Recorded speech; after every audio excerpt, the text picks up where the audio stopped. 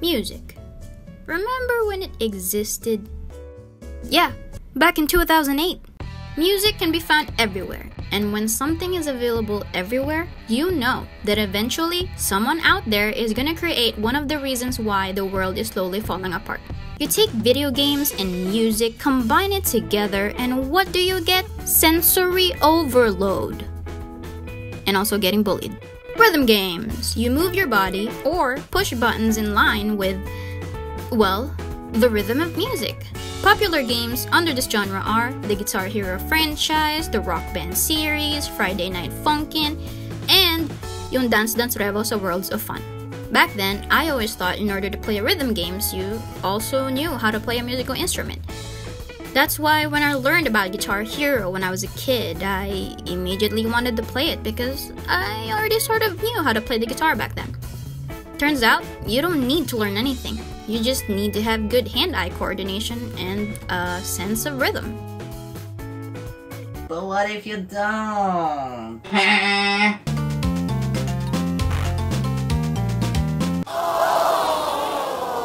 Mama mo!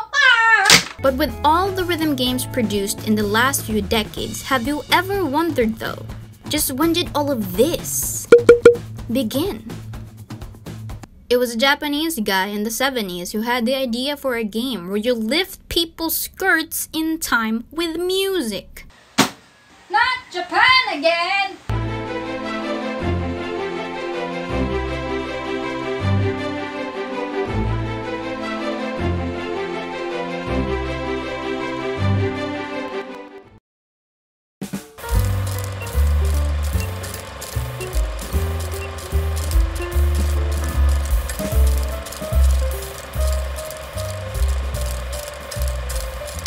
So, imaginein mo to.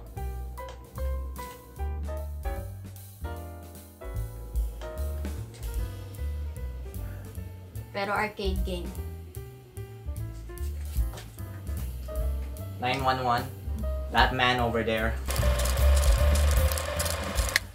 Aside from Casco producing probably the first rhythm game, Parappa the Rapper was a hit during the success of the PlayStation 1 in 1996. Created by Japanese musician and video game designer Matsura Masaya, the game is regarded as the first true rhythm game. I mean, it's either that or the one where you enjoy being a weirdo, so. Rhythm games, however, became even more of a huge hit when Guitar Hero came out in 2005. As someone who lived in the mountains when I was a kid, I didn't know about Parappa the Rapper back then, but I knew about Guitar Hero. Almost everyone talked about it and wanted to try it out. The game sold 1 million copies, produced several sequels, expansions, and other game-related products throughout the years. It was, of course, inspired by the arcade game Guitar Freaks, released in 1999, where the player uses a guitar-shaped controller to make it feel like you're playing an actual electric guitar. A year before that, Dance Dance Revolution became the pioneer of the rhythm and dance genre. Produced by Konami, the game had you on a platform stage and, gameplay-wise, had you stepping on arrows until mag-aasma ka.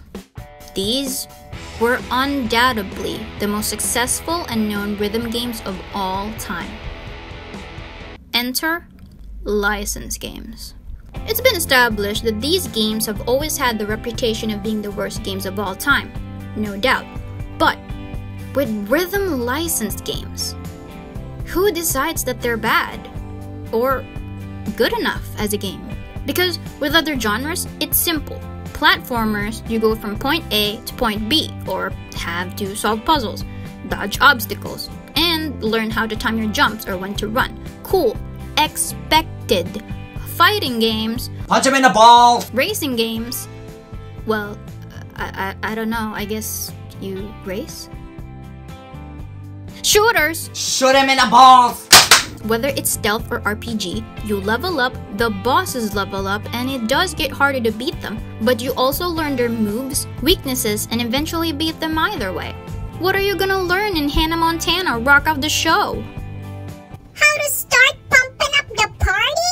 Who even decides the rating for these games, and what's the reason? Like, how is Britney's dance beat on the Game Boy Advance better than High School Musical Livin' the Dream?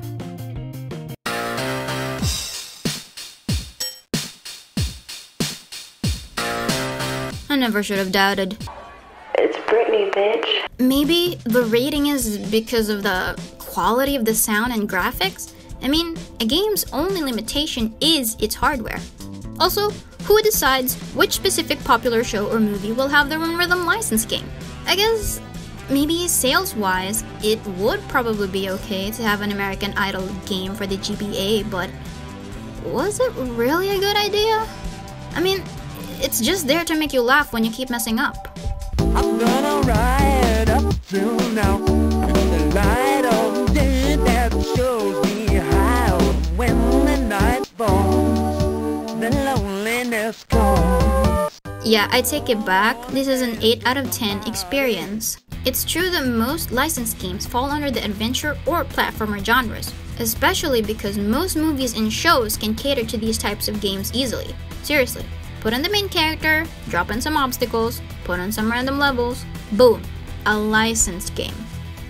So, what makes rhythm licensed games stand out than all of these other chumps?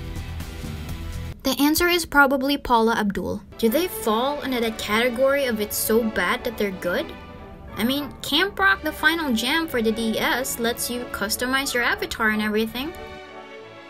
As long as you don't mind looking like Shane Dawson and everyone else. Most licensed games try to copy what happened in the movie or show and almost always fails at it. But with rhythm games, I guess it's not so bad because these games will include music that can be found in the movie or show, and everyone will find a song there that they gravitate to and will eventually want to hear in the game. I mean, really, how can you mess up a song?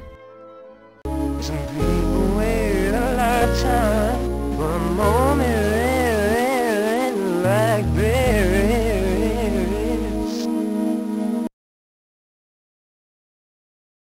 That was a good performance. Well done. So maybe these games stand out because it really is just the music itself, and seeing these characters that we love rock out and hear our favorite songs all over again, regardless of the graphics. Maybe it's also because you just get the simple mechanic of tapping buttons in line with the music and not some overly complicated gameplay to understand. You don't have to go through the grueling hours of trying to escape mazes or take too long solving the puzzles or checking your inventory every now and then. There's no random boss health regenerate or checkpoint to worry about. No bosses, just chill vibes. Chill vibes na may slight panic. It's sad that there aren't a lot of rhythm license games out there apart from the really popular movies or TV shows. And most of them are. I'm still hoping that one day people will develop rhythm license games again or create from the more obscure movies, and they'll be appreciated too. These games may not be in line with all the adventure games or comic book games out there, but there's a certain enjoyment to them that makes you want to keep playing. At the end of the day, music can be found everywhere, and when something is available everywhere, anyone and everyone can enjoy it. These games can help you practice hand-eye coordination, reflexes. It's been known that rhythm games in general can have a positive effect on health, and they can be both casual and competitive at the same time. Again, this is why I have self-esteem issues after playing Guitar Hero. You can just enjoy the music and time the buttons that you press like how you time your jumps in a platformer game. You can enjoy the storyline as much as any adventure license game out there. And you can even be a total asshole and throw your gadget around and destroy them, just like when you lose in a fighting game. It's a win-win situation, all 3 in 1. I do have to say though, it should be a crime. K-On! After School Live on the PSP can only be played in the original Japanese version. Japan, not again!